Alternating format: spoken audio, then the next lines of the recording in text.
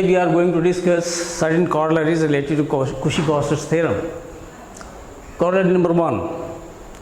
Let fz be analytic in a simply connected region, simply connected domain D, then the integral along every rectifiable curve in D joining any 2 points of D is the same. That is, it doesn't depend on the curve joining the 2 points. Proof. This diagram,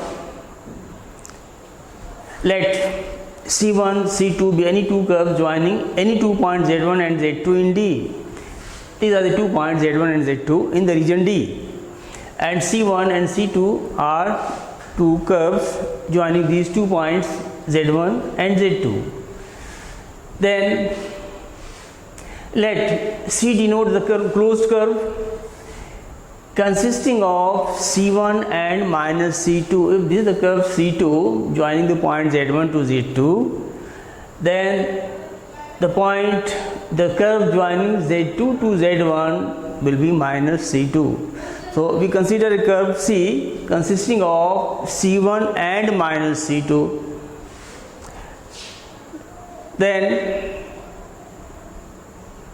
by Cauchy's theorem, we have integral over C fz dz equal to 0, and this will imply integral over C fz dz plus integral over minus C1 integral over C1 fz dz plus integral over minus C2 fz dz equal to 0. We have taken these 2 parts of the entire curve C because C consists of C1 and minus C2.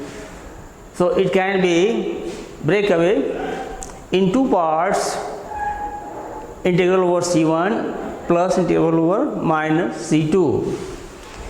And by property of line integration, this will be reduced to integral over C1 fz dz, and this will be minus integral over C2 fz dz equal to 0, or integral over C1 fz dz is equal to integral over C2 fz dz. That is, the 2 integrals along the curve C1 and C2 are the same, where joining these 2 points Z1 and Z2 in D. Next, corollary number 2. This is extension of Cauchy Gaursat theorem to multiply connected region.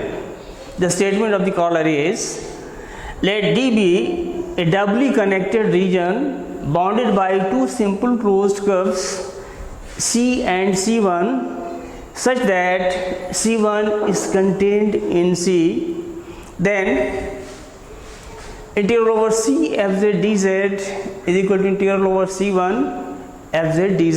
This is the diagram of the function of the region where C and C1 are both traversed in the positive sense, that is in anti-clockwise direction. This direction is anti-clockwise direction, but here we have taken it in clockwise direction, that will be converted into anti-clockwise direction later during the process of integration. Proof. So these are the 2 closed curves, C the outer curve and C1 the inner curve, and we take a cross cut by a point L on C to a point P on C1. We take a cross cut joining a point L of C to a point P of C1 as shown in the diagram. Then the region formed by, what is the region? L, M, N, O, L, P, Q, R, P, L. This is the region.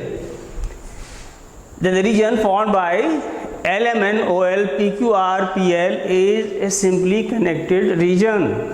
Hence, by Cauchy Gaursat theorem, integral over this region of fz dz will be 0, that integral over L, M, N, O, M, N, O, L, P, Q, R, P, L, fz dz is equal to 0. Now we are breaking it into certain parts.